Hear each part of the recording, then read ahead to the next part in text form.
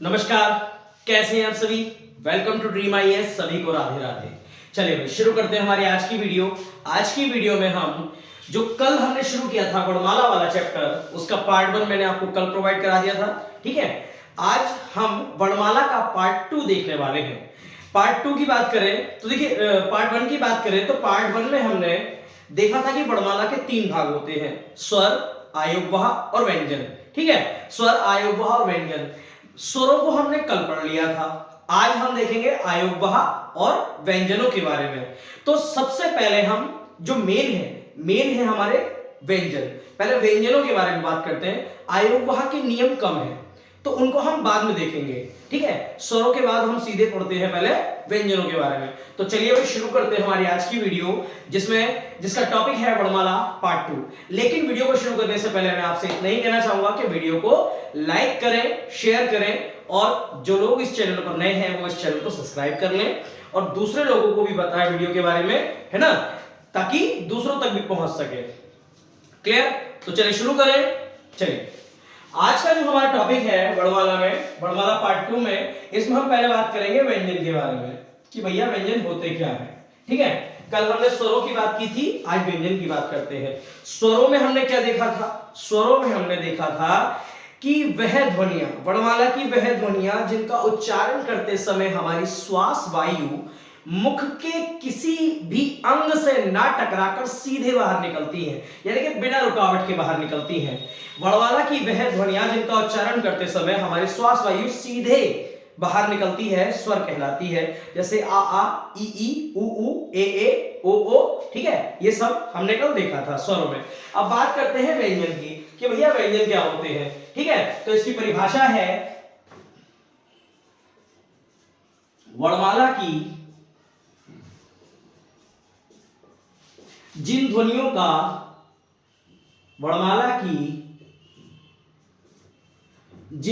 का उच्चारण करते समय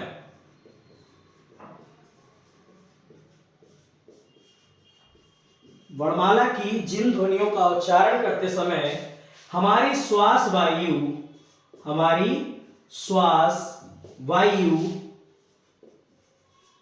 मुख के किसी अवयव का मतलब होता है अंग। ठीक है, अंग से टकराकर बाहर निकलती है। वर्णमाला की जिन ध्वनियों का उच्चारण करते समय हमारी श्वास वायु मुख के किसी अवयव से टकराकर बाहर निकलती है। ठीक है, उन ध्वनियों को व्यंजन कहा जाता है। उन ध्वनियों को व्यंजन कहा जाता है।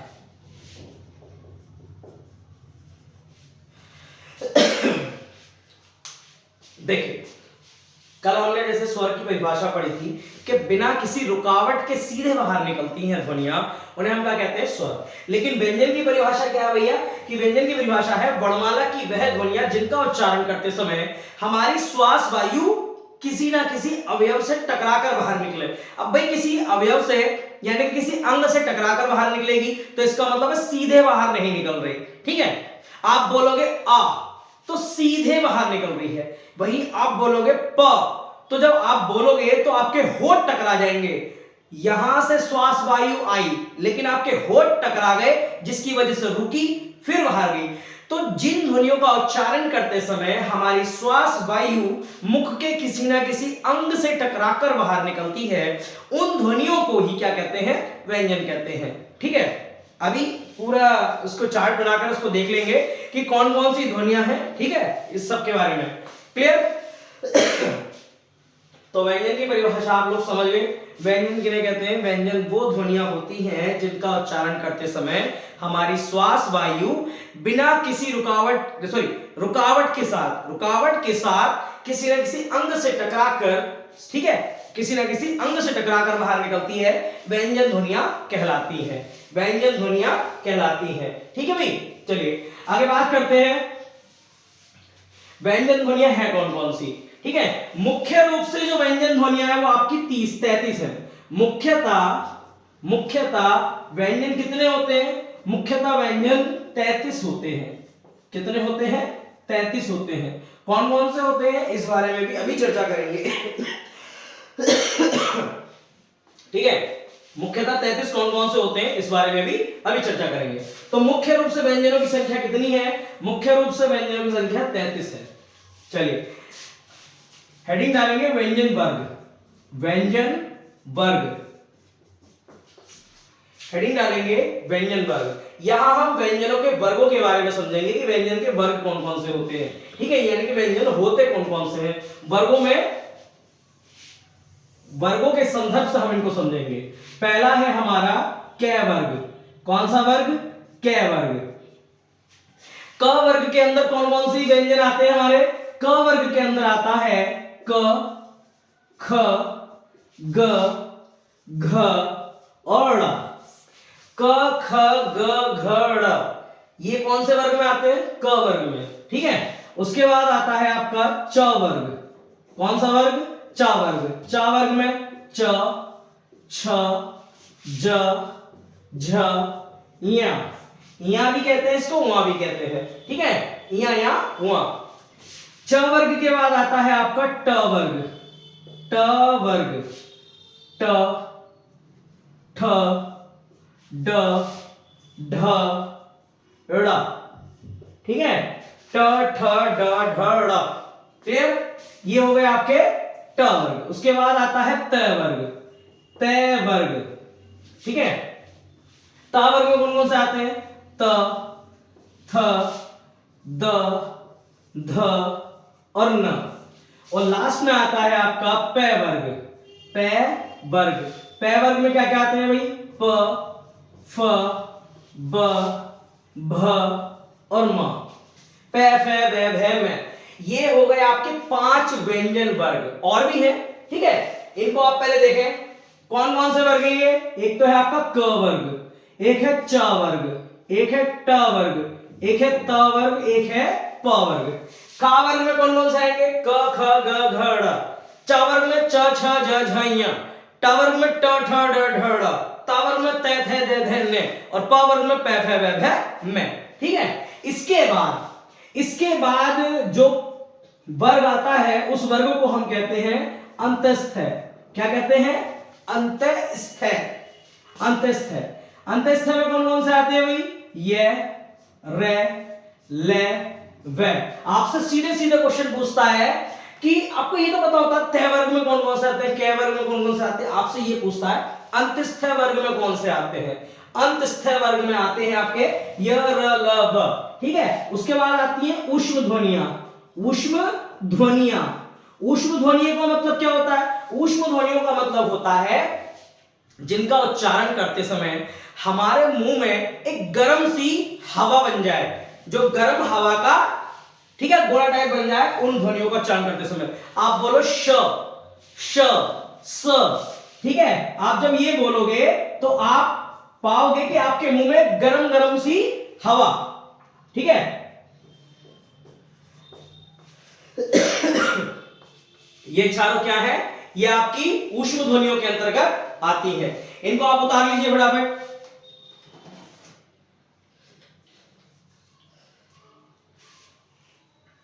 ठीक है, इसके बाद आता है आपका संयुक्त व्यंजन। कौन से व्यंजन? संयुक्त व्यंजन आते हैं, नहीं सॉरी, ग्रहित व्यंजन। इसके बाद आते हैं ग्रहित व्यंजन। ग्रहित व्यंजन का मतलब वो व्यंजन जो किसी दूसरी भाषा से ग्रहण किए गए हो। दूसरी भाषा से ग्रहण किए गए हो। एक तो है आपका ऑ। इंग्लिश वाले वर्णमाला से हमने अ लिया है। ऑ ऑफिसर लिखते हैं ना, तो ऑफिसर इंग्लिश का शब्द है, तो ऐसे ही ऑ। ठीक है, उसके बाद ज और उसके बाद फ। अ, ज, फ, ये तीनों क्या है? ये तीनों आपके ग्रहित व्यंजन है। ग्रहित का मतलब दूसरी भाषा से ग्रहण किए हुए। ठीक है, अरबी, फारसी और इंग्लिश से लिए गए हैं अ, ज, फ। ठीक है, उसके बाद लास्ट में आते हैं आपके संयुक्त व्यंजन। संयुक्त व्यंजन का मतलब जो दो व्यंजनों से मिलकर बने हो, क्या कहलाते हैं? संयुक्त व्यंजन कहलाते हैं। ठीक है, कौन कौन से है भाई? संयुक्त व्यंजन में है क्षत्रिय, क्षय, त्रय, ज्ञ और श्रेय। ठीक है, ये चार जो है आपके ये संयुक्त व्यंजन है। शायद दिखाई नहीं दे रहा हूं, मैं पास में लिख देता हूं थोड़ा सा।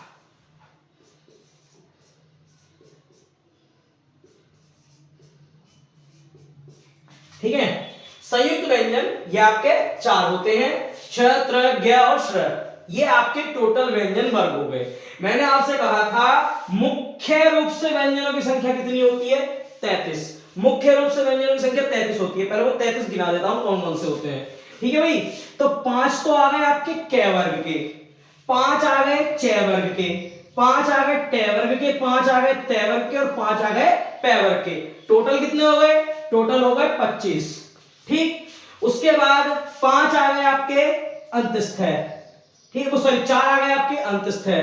ठीक है, और 4 नहीं, सॉरी अंतस्थ नहीं आएंगे, संयुक्त व्यंजन। ठीक है, 4 आ गए आपके संयुक्त व्यंजन और उसके बाद 4 ही आ गए आपके अंतस्थ है और 2 आ गए आपके, ठीक है, बराबर हो गए, बराबर हो गए 33। ठीक है, 33। ठीक है, ये आपके होते हैं टोटल व्यंजन वर्ग 33। कितने? 33। 25 ये हो गए आपके, 4 ये हो गए और 4 ये हो गए। ये मूल व्यंजन है। सॉरी, ये मैंने गलत कर दिया, ये है ऊष्म ध्वनियां। ठीक है, थोड़ी बहुत हो जाती है। चलो फिर से समझा देता हूं। मैंने आपसे कहा था मुख्य रूप से व्यंजन कितने होते हैं भाई? मुख्य रूप से व्यंजन होते हैं 33। ठीक है, 5 आ गए आपके क वर्ग के, 5 आ गए च वर्ग के, 5 ट वर्ग के, 5 त वर्ग के और 5 प वर्ग के। टोटल हो गए 25। ठीक, 4 आ गए आपके अंतस्थ है और 4 आ गए आपके ऊष्म ध्वनियां। 25 और 4 29 और 4 33। ठीक है, ये 33 व्यंजन आपके मुख्यता होते हैं। मुख्य रूप से 33 ही व्यंजन होते हैं। अब मैं बताऊं क्यों? क्योंकि ये तो भैया ग्रहित व्यंजन है। कैसे व्यंजन है? ग्रहित। ये हिंदी वर्ड वाला के नहीं है, ये ग्रहण किए गए हैं। क्लियर? ठीक। एक है आपके संयुक्त व्यंजन। संयुक्त व्यंजन ये दो व्यंजनों से मिलकर बनते हैं। कौन कौन से व्यंजनों से मिलकर बनते हैं, इनके बारे में आगे चर्चा करेंगे अभी। ठीक है, तो ये संयुक्त व्यंजन है, ये अन्य व्यंजनों से मिलकर बनते हैं, तो इसलिए ये भी अलग है। मैंने क्या कहा? मूल रूप से 33 ही है। ठीक है, और दो होते हैं आपके उक्षिप्त व्यंजन। दो होते हैं आपके उक्षिप्त व्यंजन। उक्षिप्त व्यंजन आपने कभी देखे होंगे जरूर। ये आपके, ये इसको क्या बोलते हैं? इसको बोलते हैं ड और इसको बोलते हैं ढ। इसके आगे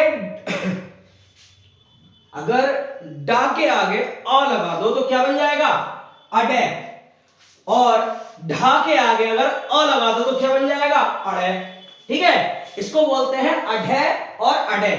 अढे और अडे, समझ गए? इनको ये बोला जाता है, इनको क्या कहते हैं? उक्षिप्त व्यंजन कहते हैं। तो ये भी भैया इनसे मिलकर बने हैं। ठीक है, ये भी इनसे मिलकर बने हैं, तो इसीलिए ये भी मुख्य में काउंट नहीं होंगे। मुख्य का समझ आ जाता हूं। कल मैंने आपको बताया था मूल स्वर, याद करो। मूल स्वर कितने बताए थे मैंने? 3। कौन कौन से? अ, ई, उ। इन्हीं तीनों स्वरों से बाकी के स्वर बने हैं। ऐसे ही इन्हीं 33 व्यंजनों से बाकी के व्यंजन बने हैं। इन्हीं 33 व्यंजनों से बाकी के व्यंजन बने हैं, समझ गए? तो मुख्य रूप से टोटल व्यंजन कितने हैं? 25 और 4 29 और 4 33। टोटल 33 व्यंजन आपके मुख्य हैं। चलिए अब बात कर रहे थे हम व्यंजनों की। ठीक है, तो ये आपके टोटल व्यंजन हो गए। कितने? ये टोटल व्यंजन हो गए। ठीक है, चलिए आगे। ठीक है भाई, व्यंजन वर्ग फिर से एक बार समझा देता हूं। व्यंजन क्या होते हैं? व्यंजन होते हैं आपके वह ध्वनियां जिनका उच्चारण करते समय हम हमारे मुख के किसी ना किसी अवयव से शब्द टकराकर बाहर निकले। ठीक है, जैसे कि आप बोलो क, तो क जो है, क बोलते समय यहां फर्क पड़ता है, इसीलिए इन्हें क को क्या कहते हैं? कंठ्य व्यंजन। आगे इस बारे में हम चर्चा करेंगे। चा बोलो जरा, बोलो चा। जब चा बोलोगे तो आपकी जो जीभ है वो ऊपर जाकर तालू पे पूरी बिछ जाएगी। बोलो च। जब चा बोलोगे तो आपकी जो जीभ है ना वो ऊपर तालू पर पूरी बिछ जाएगी।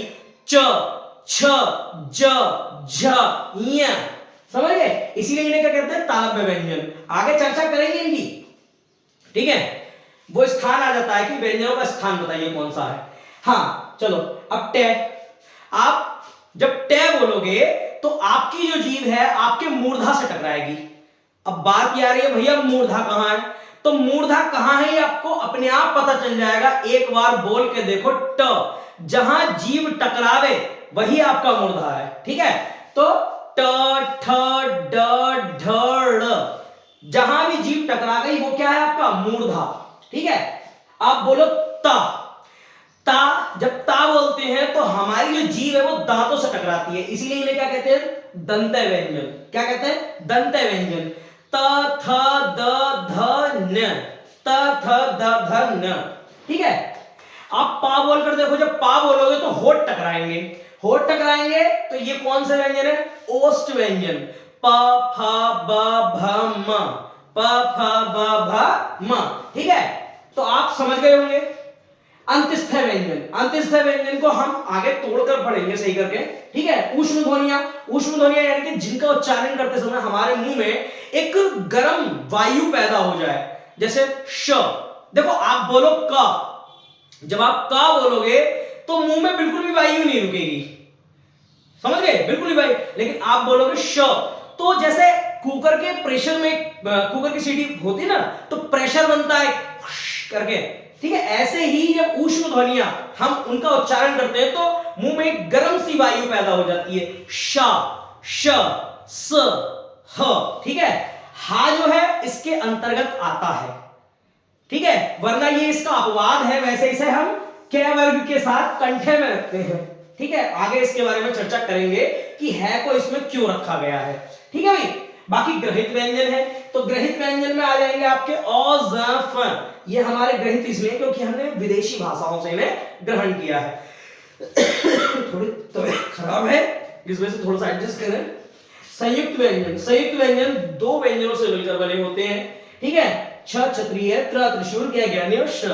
इन्हें आपने इसी तरीके से पढ़ा होगा, ठीक है? छ, त्र, ज्ञ, श, ठीक है? ये दो व्यंजनों से मिलकर बने होते हैं। उसके बाद आते हैं उक्षिप्त व्यंजन, अढ़े और अढ़े। क्लियर?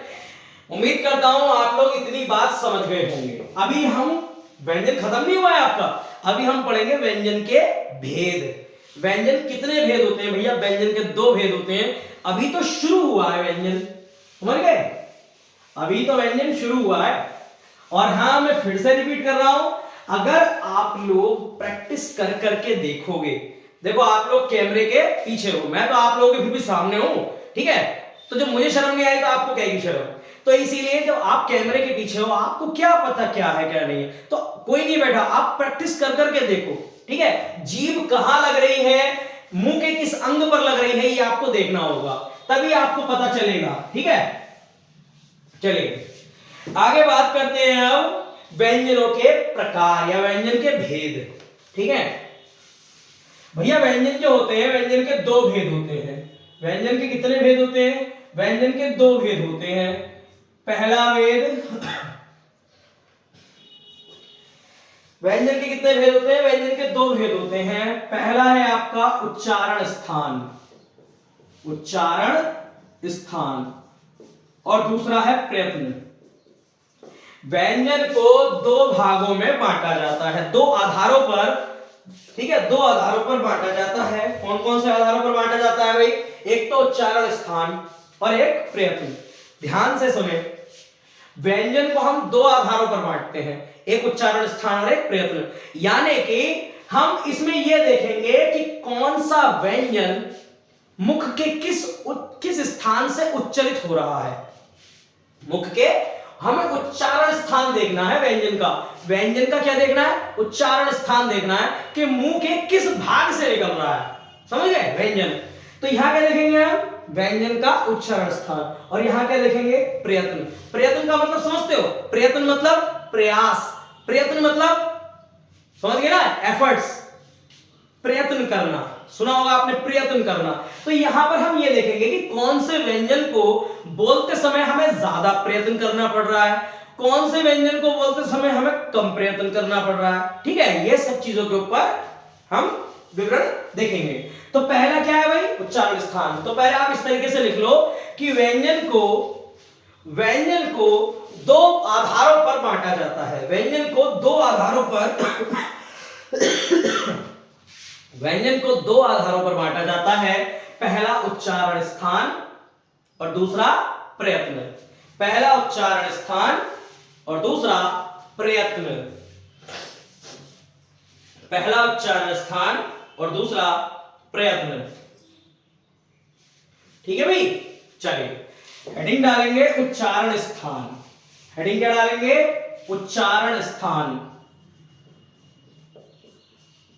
हम यहां यह देखेंगे कि कौन से व्यंजन का उच्चारण मुख के किस भाग से हो रहा है।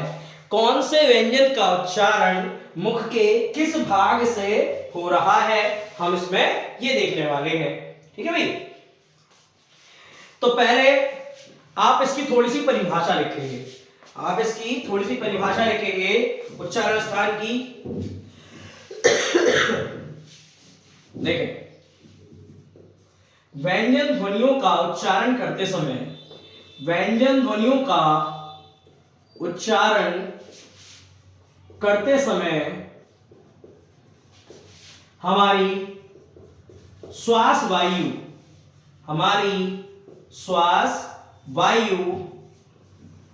मुख के अवयवों ब्रैकेट में अंगों से टकराकर बाहर निकलती है। से टकराकर, एक मिनट, व्यंजन ध्वनियों का उच्चारण करते समय हमारी श्वास वायु मुख के जिस अवयव से टकराकर बाहर निकलती है, जिस अवयव या अंग से टकराकर बाहर निकलती है,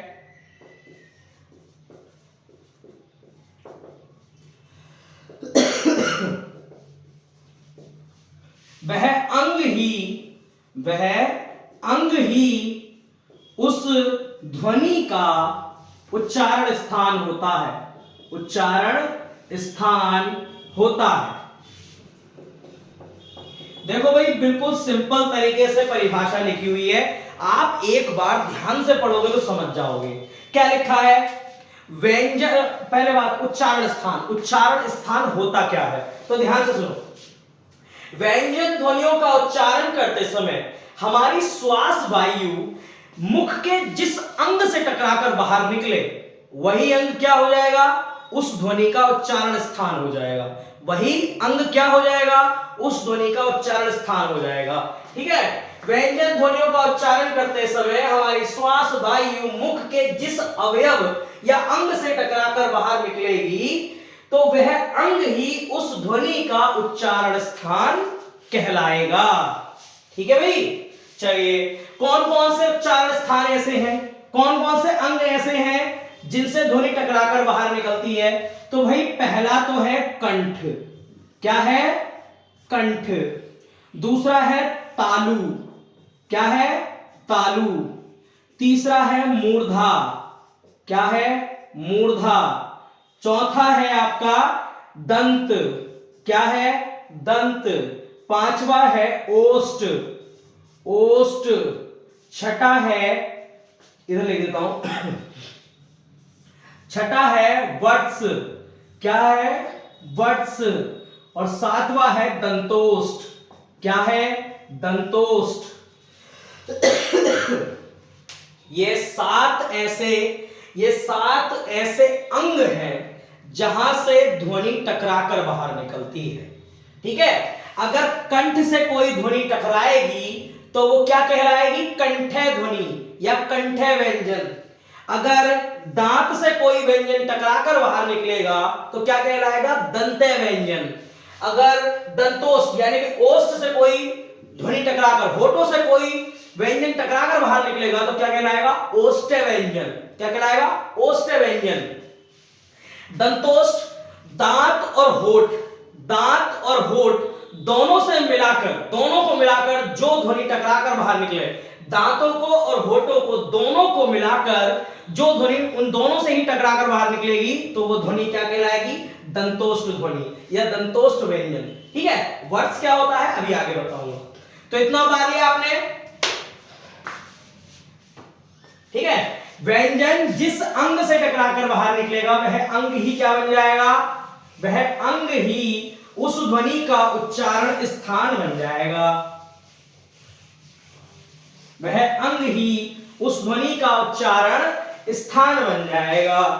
ठीक है भाई, तो ऐसे कितने अंग हैं? ऐसे टोटल 7 अंग हैं जिनसे ध्वनियां या जिनसे व्यंजन टकराकर बाहर निकलते हैं। ठीक है भाई, चलिए अब बात करते हैं कौन कौन से ऐसे व्यंजन हैं।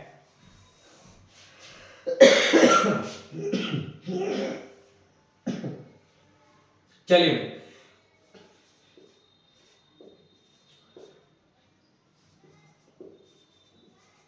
पहला कौन सा है? पहला प्रकार है कंठ्य व्यंजन। कंठ्य व्यंजन का मतलब ऐसी ध्वनियां जिनका उच्चारण करते समय हमारी जो श्वास वायु है वो कंठ को वाइब्रेट करके बाहर निकले। कंठ को वाइब्रेट करके बाहर निकले वो क्या कहलाएंगे व्यंजन? वो व्यंजन कहलाएंगे कंठ्य व्यंजन। ऐसे कौन से व्यंजन है भैया? ये है क ख ग घ ओड़ा, का खा गा घाड़ा, और इसमें हा भी आ जाएगा। ठीक है, या भी आ जाएगा, श भी आ जाएगा, नहीं सॉरी इसमें ह, केवल हा ऐड कर देते हैं अभी, बाकी वो जो नियम है वो बाद में बताऊंगा। ठीक है, अभी हा ऐड कर दो केवल। क्लियर? कंठ व्यंजन ऐसी ध्वनियां जिनका उच्चारण स्थान कंठ है, यानी कि जब ध्वनि निकलेगी यानी कि जब व्यंजन निकलेगा तो केवल कंठ में वाइब्रेट होगा और कहीं नहीं। ठीक है, दूसरा कौन सा है भाई? तालव्य व्यंजन। तालव्य व्यंजन यानी कि जिन व्यंजनों का उच्चारण करते समय हमारे जीभ जो है वो तालू पर जाकर टकरा जाए। तालू समझते हो? ऊपर वाला हिस्सा। ठीक है, ऊपर वाला हिस्सा। तो तालव्य व्यंजन आप खुद समझ जाओगे, एक बार बोलो च, समझ जाओगे कहां है? च, छ, ज, झ और ये। ठीक है, इसको भी अभी मैं हा को हटाई, बाद में बात करेंगे इसके बारे में। तालव्य समझ गए? देखो आप बोलोगे च तो जीभ जो है वो आपके तालू पर टकराएगी। अब भैया जहां टकराएगी वही तो उस ध्वनि का उच्चारण स्थान बन जाएगा। ठीक है, तो तालव्य व्यंजन च, छ, ज, झ, इया कह लो या उमा कह लो। ठीक है, चलिए तालव्य के बात करते हैं हम मूर्धा की। मूर्धन्य व्यंजन। मूर्धन्य व्यंजन, मूर्धन्य व्यंजन में क्या क्या आ जाएंगे भाई? आप मूर्धन्य व्यंजन में आ जाएंगे आपके ट, ठ, ड, ढ और ड़। ट, ठ, ड, ढ, ड़। ठीक है, उच्चारण करके देखो बड़ा मजा आएगा। ठीक है, मूर्धन्य व्यंजन, मूर्धा है कहां? मूर्धा कहां है? आप एक बार टा बोल कर देख लो, जहां जीभ अटक जाए, जहां जीभ रुक जाए वही आपका मूर्धा है। ट, ठ, ड, ढ, ण। समझ गए? चलिए उसके बाद आते हैं आपके दंत्य व्यंजन। कौन से व्यंजन? दंत्य व्यंजन। दंत्य व्यंजन का मतलब जिन व्यंजनों का उच्चारण करते समय हमारी जीभ दांतों से आकर टकरा जाए, हमारी जीभ दांतों से आकर टकरा जाए, वो व्यंजन क्या कहलाएंगे? दंत्य व्यंजन। कौन कौन से भैया? त, थ, द, ध और न। त, थ, द, ध, न। समझ गए? दंत्य व्यंजन। उसके बाद आते हैं आपके ओष्ठ व्यंजन। कौन से व्यंजन? ओष्ठ व्यंजन। ओष्ठ व्यंजन का मतलब जिनका उच्चारण करते समय हमारी श्वास वायु होठों से टकरा जाए। तो ऐसे कौन से व्यंजन है जिनका उच्चारण करते समय हमारी श्वास वायु होठों से टकराएगी? प, फ, ब, भ और म। प, फ, ब, भ, म। ठीक है, इनका उच्चारण करते समय हमारी जो श्वास वायु है वो होठों से टकरा जाएगी। क्लियर है भाई? चलिए आगे बात करें। अगला है आपका, हाँ इसमें एक चीज और ध्यान रखना, एक चीज मैं आपको बता दूं, ये आपके कंठ्य व्यंजन है। ठीक, ये आपके तालव्य व्यंजन है, ये आपके मूर्धन्य व्यंजन है, ये आपके दंत व्यंजन है और ये आपके ओष्ठ व्यंजन है। इसी के साथ साथ इसमें एक क्वालिटी और है, इन वर्गों का जो पांचवा व्यंजन होगा, जो पांचवा व्यंजन होगा, ये पंचम व्यंजन जो होगा ये क्या होगा, ये अनुनासिक होगा। कल मैंने आपको बताया था अनुनासिक जिनका उच्चारण मुंह और नाक दोनों से हो, ठीक है। तो इन पांचवे, ये अलग कैटेगरी है, यहां पर आप लिख सकते हो अनुनासिक, ठीक है, ये अनुनासिक होते हैं। ये जो पांचों होते हैं ये अपनी अपनी कैटेगरी को तो फॉलो करते हैं। ये ड़ा है, ये कंठ है, ये जो इया है ये तालव्य है, ये ड़ा है, ये मूर्धन्य है, ये ना है, ये दंत है, ये म है, ये ओष्ठ है। इस कैटेगरी को फॉलो करते हैं। इसके साथ साथ एक कैटेगरी को और फॉलो करते हैं, कौन सी, अनुनासिक। अनुनासिक में यानी कि जिसको नाक पकड़ के बोला जाए। देखो आप बोलोगे का खा गा घड़ा, ठीक है, अब बोलो का खा गा घाना, जब णा बोलोगे ना तो नाक में वाइब्रेट करेगा, ठीक है। आप बोलोगे ता था दा धा ना, ता था दा धा ना, जब ना बोलोगे तो नाक के मतलब बिल्कुल वाइब्रेट करेगी, बिल्कुल नाक, ठीक है। आप बोलोगे ओष्ठ व्यंजन में पा फा बा भा मा, जब मां बोलोगे तो अपने आप ही रुक जाएगी। यानी कि पांचों व्यंजन में एक गुण और है, कौन सा गुण भैया, कि ये अनुनासिक भी है। क्लियर हो गई इतनी बात। चलिए आगे बात करते हैं। अब अगले कौन सा प्रकार है, अगला प्रकार है वर्ड्स व्यंजन। अब ये वर्ड्स क्या होता है, ठीक है, वर्ड्स क्या होता है, देखिए वर्ड्स होता है आपका जो जीभ का साइडों वाला हिस्सा होता है। देखो आप बोल के देखो स ज र ला, आप बोलो ये जा नहीं है, ध्यान रखना ये जा नहीं है, ये जा तो इसमें आ गया, ये जा है, जा अरबी फारसी वाला। तो आप बोलोगे ना स ज र ला, चारों का स्थान आपको एक ही मिलेगा और जहां भी जीभ टकरा रही है, जीभ बिल्कुल बिछी हुई है और साइडों के कोनों से टकरा रही होगी। देखो स ज र ला, ठीक है, तो वो क्या कहलाएंगे, वो दोनों कोने कहलाएंगे वर्ड्स। क्या कहलाएंगे, वर्ड्स। आप बोलो स ज र ला, तो क्या समझ में आएगा, तो वर्ड्स पर आपकी जीभ टकराई हुई होगी, ठीक है। उसके बाद आते हैं दंतोष्ठ व्यंजन। कौन से व्यंजन, दंतोष्ठ व्यंजन। दंतोष्ठ का मतलब ऐसे व्यंजन जिनका उच्चारण करते समय हमारी जो श्वास वायु है वो दांत और होठ दोनों से टकराए। ऐसे कौन से व्यंजन है भाई, तो ऐसे व्यंजन है आपके व और फ। ये जो फ है ये अरबी फारसी वाला है और ये बा आपको पता ही है, ये सिंपल वाला वा है, ठीक है। आप बोलोगे ना व, देखो बोल कर देखो व, तो आपकी जीभ है वो दांतों से टकराएगी। व फ, फा नहीं बोलना, फ बोलना है। जैसे ये जा है, ये क्या है, जा है, लेकिन ये क्या है, जा है, जा, समझ गए। तो ऐसे ये क्या है, ये फा नहीं है, ये फ है। तो आपकी जीभ है वो अपने आप ही ऑटोमेटिक टकरा जाएगी जब आप इस तरीके को सही से बोलना सीख जाओगे, ठीक है। व फ, तो ये क्या है, दंतोष्ठ व्यंजन।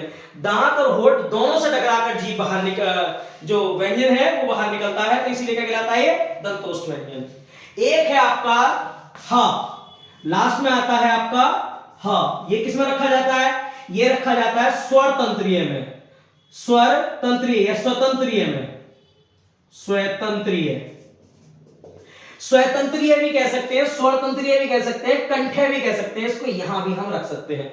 यानी कि हा बोलते समय, हा जब बोलोगे ना तो जीभ कहीं नहीं टकराएगी।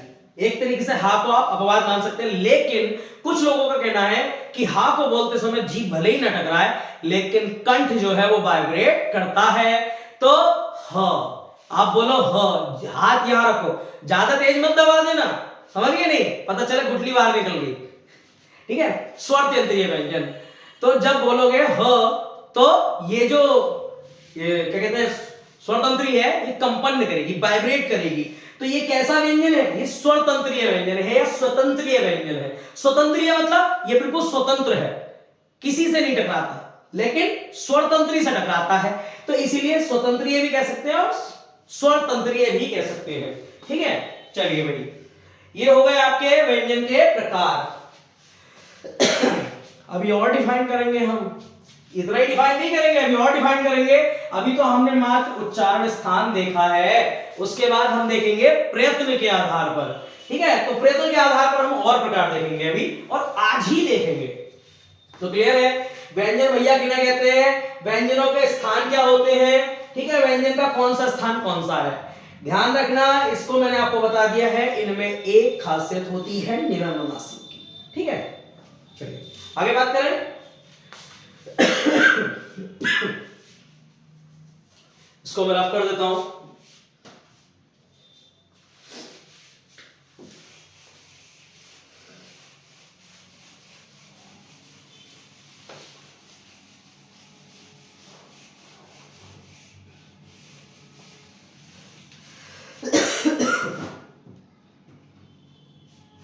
इसको पूरे को रफ कर देता हूं,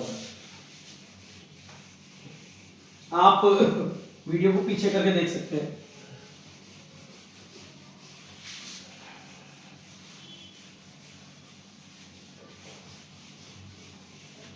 चलिए भाई, बात करते हैं अब। हमने बात कर ली उच्चारण स्थान के बारे में, यानी कि हमने हर व्यंजन का क्या देख लिया, उच्चारण स्थान देख लिया कि कौन सा व्यंजन कौन से स्थान से हमारे मुख के वायु के रूप में बाहर आता है। ठीक है, अब देखेंगे प्रयत्न के आधार पर। प्रयत्न के आधार पर व्यंजनों के प्रकार, प्रयत्न के आधार पर व्यंजन के प्रकार। मैं एक बात की गारंटी जरूर देता हूं, हिंदी में आपको पढ़ने में मजा बहुत जरूर आने वाला है। ठीक है, मजा बहुत आने वाला है, बस आप लोग दिल लगाकर देखते रहे और पढ़ते रहे और सीखते रहे। ठीक है भाई, चलिए अब हम देखेंगे कि प्रयत्न के आधार पर, प्रयत्न मैंने आपको बताया था, प्रयत्न का मतलब प्रयास, आपको कितनी ज्यादा मेहनत करनी पड़ रही है व्यंजन को बोलते समय, यह हमें देखना है। ठीक है, तो प्रयत्न के आधार पर जो प्रकार होते हैं वो तीन होते हैं, जो प्रकार होते हैं वो तीन होते हैं। एक तो है आपका स्वर तंत्री के कंपन के रूप में, स्वर तंत्री के कंपन के रूप में, के रूप में। ठीक है, स्वर तंत्री के कंपन के रूप में। एक है श्वास वायु की मात्रा, श्वास वायु की मात्रा। ठीक है, एक है स्वर तंत्री के कंपन के रूप में, एक है श्वास वायु की मात्रा, और एक है जीव एवं अन्य अंगों द्वारा, अन्य अंगों द्वारा श्वास वायु का अवरोध, श्वास वायु का अवरोध। देखिए, व्यंजनों को हमने दो भागों में बांटा था। व्यंजन को हमने दो आधारों पर देखने की बात की थी। पहला उच्चारण स्थान, उच्चारण स्थान में हमने ये देखा कि व्यंजन को बोलने के समय, यानी कि उच्चारण करते समय व्यंजन मुख की किस भाग से निकल रहा है। ठीक है, तो वो हो गया उच्चारण स्थान। अब हम देख रहे हैं प्रयत्न।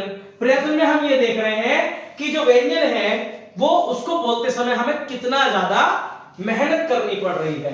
ठीक है, तो इसमें पहले आ जाएगा स्वर तंत्री के कंपन के रूप में। स्वर तंत्री के कंपन के रूप में मतलब ऐसे कौन से व्यंजन हैं जिनका उच्चारण करते समय जो हमारी स्वर तंत्री है वो कम वाइब्रेट करती है, और ऐसे कौन से व्यंजन हैं जिनका उच्चारण करते समय हमारी स्वर तंत्री है वो ज्यादा वाइब्रेट करती है।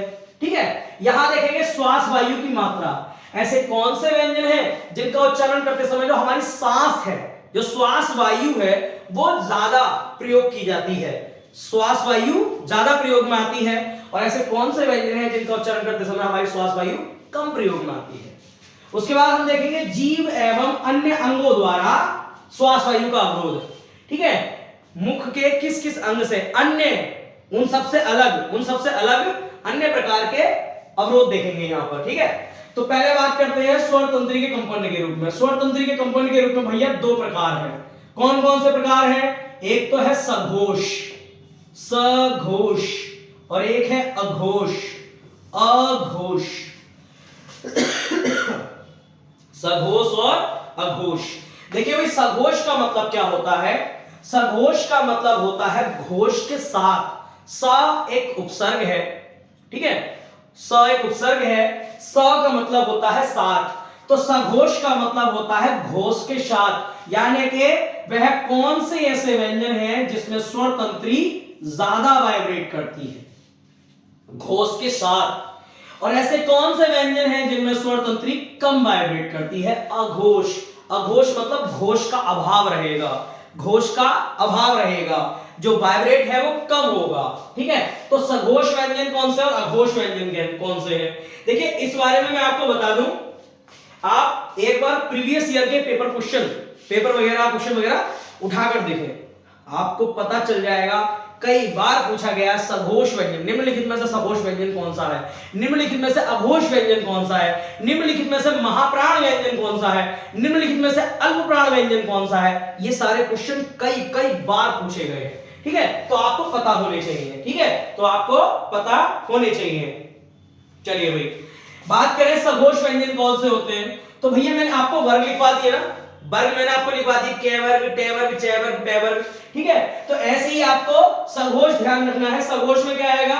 सघोष में आएगा प्रत्येक वर्ग का, प्रत्येक वर्ग का मतलब केवल 5 वर्ग, के, चे, टे, ते, पे, केवल 5 वर्ग शुरू के, प्रत्येक वर्ग का तीसरा, चौथा और पांचवा व्यंजन।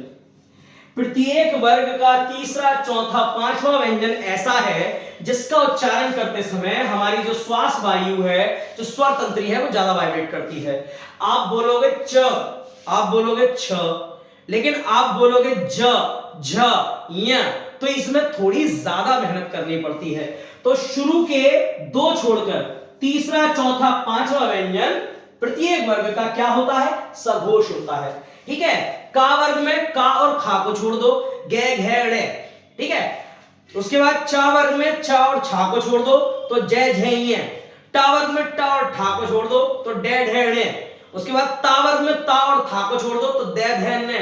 और पा वर्ग में पे और फे को छोड़ दो तो बे, भे, में, ठीक है। इन तीनों को तीन जो है, तीसरा, चौथा, पांचवा, ये व्यंजन क्या होते हैं? ये व्यंजन होते हैं आपके सघोष व्यंजन, ठीक है, सघोष व्यंजन, यानी कि इनका उच्चारण करते समय हमारी श्वास वायु ज्यादा वाइब्रेट करती है। अच्छा, केवल इतने ही और भी है? बिल्कुल और भी है, प्लस लिख लो अंत्यस्थ है, अंत्यस्थ व्यंजन। मैंने आपको बताया था अंत्यस्थ कौन से होते हैं? या, रा, ला, वा, या, रा, ला, वा, ये क्या है?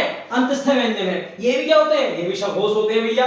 या, रा, ला, वा बोलोगे ना तो ये वाइब्रेट ज्यादा करेगी, ये वाइब्रेट ज्यादा करेगी, तो अंत्यस्थ व्यंजन। इसके साथ साथ सभी स्वर, सभी स्वर, सभी स्वर भी क्या होते हैं? सारे के सारे स्वर क्या होंगे? सघोष होंगे। सभी स्वर क्या होते हैं? सघोष होते हैं, ठीक है, सभी स्वर सघोष होते हैं। इसके अलावा अढ़े और अड़े, अढ़े और अड़े, ये दोनों भी क्या होते हैं? ये भी सघोष होते हैं। ये सभी क्या है? ये सभी सघोष है। इन सभी का उच्चारण करते समय हमारी श्वास वायु जब निकलती है स्वर तंत्री से तो ज्यादा वाइब्रेट करती है स्वर तंत्री, ठीक है। अब अघोष भी देख लेते हैं भैया, अघोष कौन से होते हैं? तो जो बच गए वो अघोष में डाल दो। कौन से बच गए? प्रत्येक वर्ग का पहला, दूसरा व्यंजन। प्रत्येक वर्ग का पहला, दूसरा व्यंजन क्या होता है? अघोष होता है। प्रत्येक वर्ग का पहला, दूसरा व्यंजन क्या होता है? अघोष होता है। इसी के साथ साथ तीनों श, स और स, ये तीनों भी सा भी क्या होंगे? ये भी सघोष होंगे, अघोष, ठीक है। आप बोलोगे इन तीनों स्वरों को, इन तीनों सा को तो कम वाइब्रेट होगी, जबकि इनके बारे में आप उच्चारण करोगे तो ज्यादा वाइब्रेट होगी, ठीक है। तो स्वर तंत्र के कंपन के रूप में हमने 2 प्रकार देखे, कौन कौन से? एक सघोष और एक अघोष। सघोष का मतलब स्वर तंत्र का कंपन ज्यादा होना और अघोष का मतलब स्वर तंत्र का कंपन कम होना। कौन कौन से व्यंजन है जो ज्यादा वाइब्रेट करते हैं? वो भैया ये वाले व्यंजन है। कौन कौन से व्यंजन है जो कम वाइब्रेट करते हैं? तो वो ये वाले व्यंजन है, ठीक है। इनको आप उतार लेंगे। आगे बात करते हैं हम, अगला है, स्क्रीनशॉट ले लो, अगला है श्वास वायु की मात्रा। श्वास वायु की मात्रा, इसमें भी हम 2 प्रकार देखेंगे भाई। कितने प्रकार देखेंगे? 2। एक तो देखेंगे महाप्राण, महाप्राण, और देखेंगे अल्प प्राण। अच्छा, प्राण का मतलब क्या होता है भैया? प्राण का मतलब होता है वायु। वायु ही प्राण है, समझ गए? सबसे पहले ना हमें भोजन की आवश्यकता, ना जल की आवश्यकता, हमें किस चीज की आवश्यकता होती है? वायु की आवश्यकता होती है। तो वायु को क्या माना गया है? प्राण माना गया है। तो महाप्राण का मतलब ज्यादा वायु का प्रयोग होना, और अल्प प्राण का मतलब कम वायु का प्रयोग होना। ऐसे कौन से व्यंजन हैं जिनका उच्चारण करते समय ज्यादा वायु प्रयोग करनी पड़ती है? ऐसे कौन से व्यंजन हैं जिनका उच्चारण करते समय कम वायु प्रयोग करनी पड़ती है? ठीक है, तो अल्प प्राण और महाप्राण में लिखेंगे, महाप्राण में लिखेंगे प्रत्येक वर्ग का पहला, तीसरा, पांचवा व्यंजन। प्रत्येक वर्ग का पहला, तीसरा, पांचवा व्यंजन क्या होता है? महाप्राण होता है। क्या होता है भाई? महाप्राण होता है। प्रत्येक वर्ग का पहला, तीसरा व्यंजन महाप्राण होता है। वही यहां लिख दो, प्रत्येक वर्ग का पहला और दूसरा और चौथा व्यंजन अल्प प्राण होता है। प्रत्येक वर्ग का दूसरा और चौथा व्यंजन क्या होता है? अल्प प्राण होता है। ठीक है, ये ध्यान रखेंगे। चलिए, हाँ, इसमें और क्या आ जाएगा? इसमें अंत्यस्थ भी आ जाएगा, ध्यान रखना। अंत्यस्थ भी आ जाएगा। ठीक है, इसमें तीनों श आ जाएंगे, श, स, इसी में आएंगे। नहीं, इसमें नहीं आएंगे, सॉरी, ये इतना ही रहेगा। ठीक है, श तीनों इसमें आ जाएंगे, श, स और श तीनों। अब जब स बोलोगे ना तो वायु ज्यादा प्रयोग करनी पड़ती है, श, स। ठीक है, तो ध्यान रख लिया, महाप्राण और अल्पप्राण। आज समझाने में थोड़ी प्रॉब्लम पड़ रही है, तो उस हिसाब से समझा नहीं पा रहा हूं, क्योंकि मेरे गले में बहुत ज्यादा दर्द है। ठीक है, अल्पप्राण महाप्राण के चक्कर में मेरे दर्द हो गया है। चलो कोई बात नहीं, खांसी है इसमें तो दर्द हो रहा है। क्लियर? तो महाप्राण, अल्पप्राण, सघोष और अघोष। अब इसमें एक चीज है कि कभी कभी क्वेश्चन जो है मिक्स पूछ लेता है, आपसे पूछ लेगा निम्नलिखित में से कौन सा व्यंजन सघोष भी है और महाप्राण भी है? बताओ भैया, निम्नलिखित में से कौन सा व्यंजन सघोष भी है और महाप्राण भी है? तो देखो इधर तीसरा व्यंजन और पांचवा व्यंजन। देखो, सघोष में तीसरा और पांचवा, और तीसरा पांचवा यहां भी आ रहा है, समझ गए? तीसरा पांचवा महाप्राण में भी आ रहा है, और तीसरा पांचवा इसमें सघोष में भी आ रहा है और महाप्राण में भी आ रहा है। क्लियर? तो ध्यान रखना, प्रत्येक वर्ग का तीसरा प्लस पांचवा व्यंजन। अच्छा, आपसे पूछ लेगा घोष और अल्पप्राण व्यंजन, निम्नलिखित में से कौन सा व्यंजन अघोष प्लस अल्पप्राण है? तो भैया देखो, केवल दूसरा व्यंजन। कौन सा? केवल दूसरा व्यंजन। यहां भी अघोष में भी देखो दूसरा है, और महाप्राण में भी दूसरा है।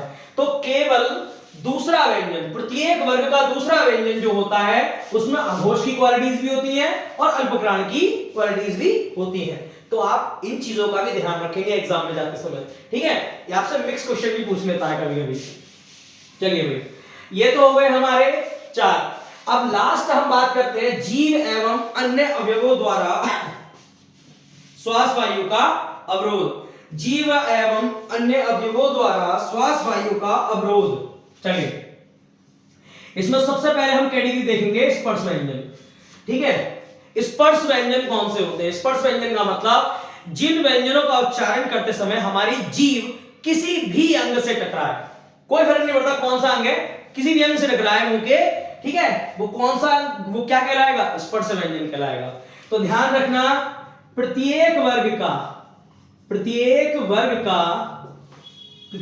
का आपका पहला, दूसरा, तीसरा, चौथा और पांचवा व्यंजन क्या होता है? ये आपका स्पर्श व्यंजन होता है। प्रत्येक वर्ग का पहला, तीसरा, चौथा और पांचवा व्यंजन क्या होता है? ठीक है, पांचवा नहीं आएगा, पांचवी कैटेगरी हम चेंज कर देंगे। प्रत्येक वर्ग का पहला, दूसरा, तीसरा, चौथा व्यंजन क्या होता है?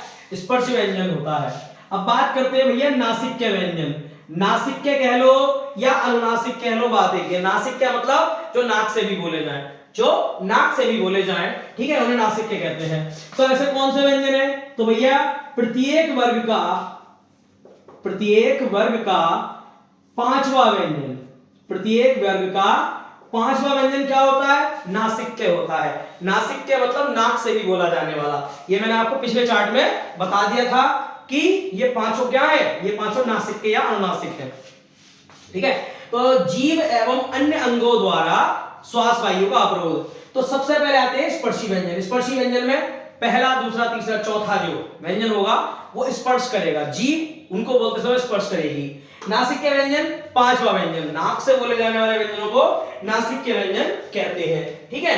अगला तीसरा टाइप है स्पर्श संघर्षी। स्पर्श संघर्षी, अब यहां ध्यान से देखो, स्पर्श संघर्षी। स्पर्श संघर्षी का मतलब क्या होता है भाई?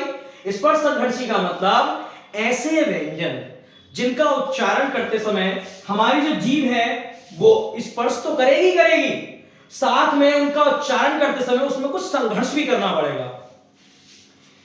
समझ रहे हो? अभी समझोगे। ऐसे व्यंजन जिनका उच्चारण करते समय हमारी जो श्वास वायु है, ठीक है, वो जब निकलेगी तो किसी ना किसी अंग से स्पर्श करती हुई निकलेगी, तो वो क्या कहलाएगा? स्पर्शी व्यंजन। साथ ही साथ संघर्षी क्या है? संघर्षी मतलब जब श्वास वायु निकलेगी तो उसे थोड़ा सा संघर्ष करना होगा, संघर्ष करना होगा। अभी समझोगे। इसमें कौन कौन से आते हैं? इसमें आते हैं आपके च, छ, ज, झ। कौन से आते हैं? च, छ, ज, झ। मतलब ये आप बोलो क, बोलो क, ख, ग, घ, समझ गए? आपका जो ध्वनि है वो सीधे बाहर निकल रही है, थोड़ी बहुत टकराकर, लेकिन आप बोलो च, छ, ज, झ। जीभ को रगड़, जीभ की जो है ना वो नीचे तालू पर रगड़ रही है, यानी कि उसे थोड़ा संघर्ष करना पड़ रहा है। आप बोलो क, संघर्ष नहीं करना पड़ रहा, आप बोलो च, तो जीभ को आप रोक रहे हो, उसके बाद श्वास वायु निकल रही है, यानी कि उसे संघर्ष करना पड़ रहा है। तो स्पर्श संघर्षी ऐसे व्यंजन जो स्पर्श भी है और संघर्षी भी है, जिनका उच्चारण करते समय संघर्ष भी करना पड़ता है, वो क्या कहलाते हैं? स्पर्श संघर्षी।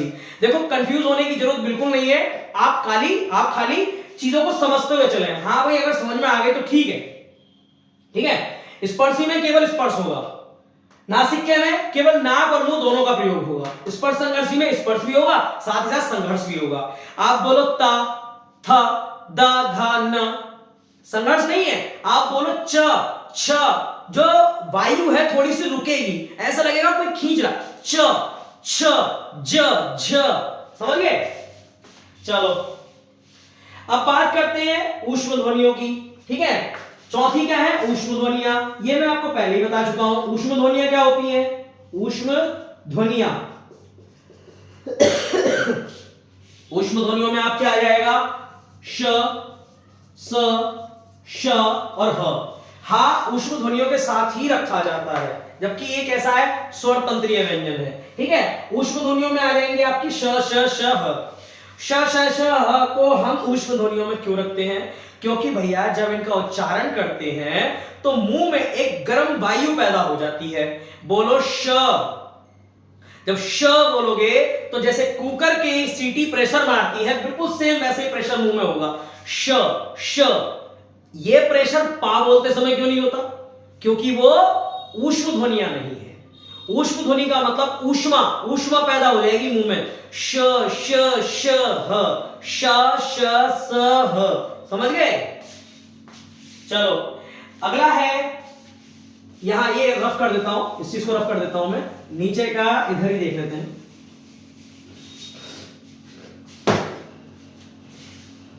पांचवा कौन सा है भाई? पांचवा है अंतस्थ है। अब देखो इसको भी हम कैटेगरी में बांटेंगे। अंतस्थ है, अंतस्थ वो भी हम तीन कैटेगरी में बांटते हैं। तीन कैटेगरी में बांटेंगे। एक तो आ जाएगा अर्धस्वर, एक आ जाएगा अर्धस्वर, एक आ जाएगा पार्श्विक, एक आ जाएगा पार्श्विक, एक आ जाएगा लुंठित।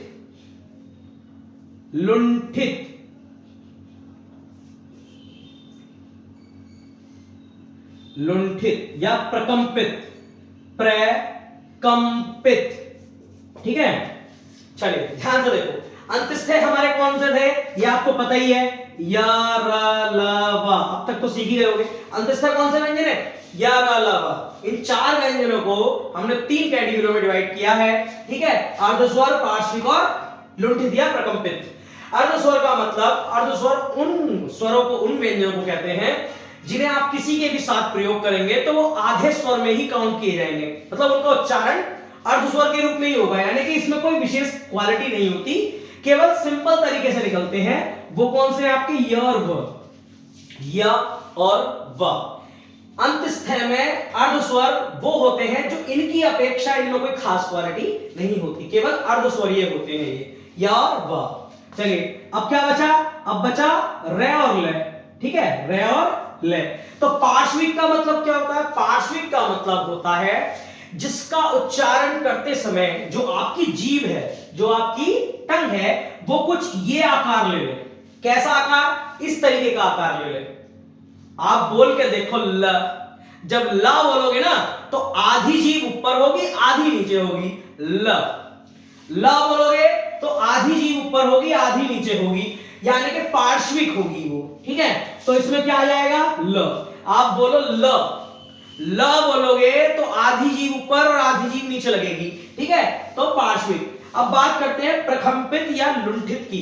प्रकंपित या लुंठित, प्रकंपित या लुंठित ये वो व्यंजन होता है जिसका उच्चारण करते समय आपकी जीभ वाइब्रेट करती है। वाइब्रेट समझते हो ना, आपकी जीभ वाइब्रेट करेगी इसका उच्चारण करते समय। आप बोलो ला, आप बोलो जरा ला, नहीं करी। अब आप बोलो रा, रा। जब रा बोलोगे तो जीभ वाइब्रेट करेगी। बोलो ला, ला, ला में कोई वाइब्रेशन नहीं है, ला में कोई वाइब्रेशन नहीं है। प्रकंपित का मतलब वाइब्रेट करने वाली, कंपन करने वाली। आप बोलो रा, जब रा बोलोगे तो 3-4 बार ऊपर और 3-4 बार नीचे टकराएगी। जरा ध्यान से देखो, रा रा रा, समझ गए, रा। रा भी बोलोगे ना तब भी 1-2 बार ऊपर टकराएगी, रा, समझ गए। तो ये क्या है, वाइब्रेट कर रही है, कंपन हो रहा है। तो अर्धस्वर, अंतस्थ को भी हम 4 भागों में, 4 अंतस्थ होते हैं, उसको 3 भागों में बांटते हैं। पहला तो है अर्धस्वर। अर्धस्वर का मतलब ऐसे व्यंजन जो अपने आप में आधे स्वरों के रूप में काउंट होते हैं, इनमें कोई खासियत नहीं होती। पार्श्विक, पार्श्विक का मतलब जिनका उच्चारण करते समय हमारी जो जीभ है वो आधी ऊपर और आधी नीचे होती है। बोलो ला, ला, ठीक है। और प्रकंपित या लुंठित, जिनका उच्चारण करते समय हमारी जीभ जो है वो कंपन करे, रा, रा, रा, राम, ठीक है। राम बोलोगे तो 1-2 बार तो ऊपर नीचे होगी ही, क्लियर। तो ये तो था भैया हमारे व्यंजन के भेद। आज हमने पढ़ा व्यंजन क्या होता है। आज हमने पढ़ा कि व्यंजन को कितने भागों में बांटते हैं। आज हमने पढ़ा उच्चारण स्थान कौन कौन सा है। आज हमने पढ़ा कि प्रयत्न कितना करना पड़ता है किसी व्यंजन को बोलते समय, कितनी मेहनत लगती है, ठीक है। तो फिर ये हमने आज देख लिया। हम कल जो वीडियो देखेंगे उसमें हम आयोगवाह के बारे में बात करेंगे, संयुक्त व्यंजनों के बारे में बात करेंगे और थोड़ी सी, ठीक है, वर्ण संधि वगैरह के बारे में और भी चीजें हैं उनको लेकर चलेंगे। कल ये हमारा चैप्टर फिनिश हो जाएगा। तो आज के लिए बस इतना ही, ठीक है। बस वीडियो को लास्ट करने से पहले देखो इतना कहना चाहूंगा, आप लोग बहुत अच्छा सपोर्ट बनाए हुए हैं, बस इसी तरीके से अपना सपोर्ट बनाए रखें। मैं गारंटी देता हूं आपको मेरे सब्जेक्ट में स्कोर दिलाने की जिम्मेदारी मेरी है, चाहे वो आपको जीके हो, मतलब जीएस हो, या आपका हिंदी हो। आप बस लगातार मेरे साथ सपोर्ट बनाए रखिए, मैं गारंटी देता हूं 1 नंबर भी जाने नहीं दूंगा, ठीक है। बस मेहनत आपकी होनी चाहिए भैया। कैमरे के इधर मेहनत मैं कर रहा हूं, कैमरे के उधर आप करो, ठीक है। तो बस आज के लिए इतना ही। वीडियो को लाइक करें, शेयर करें, चैनल को सब्सक्राइब करो, प्यारे प्यारे कमेंट्स करके जरूर बताएं ताकि हमारा भी हौसला बढ़े, ठीक है। इतना बीमार होते हुए भी वीडियो बनानी पड़ रही है, सोचो ये सब दर्द कर रहा है। चलो कोई बात नहीं, बाकी आज के लिए धन्यवाद, सभी को राधे राधे, जय हिंद।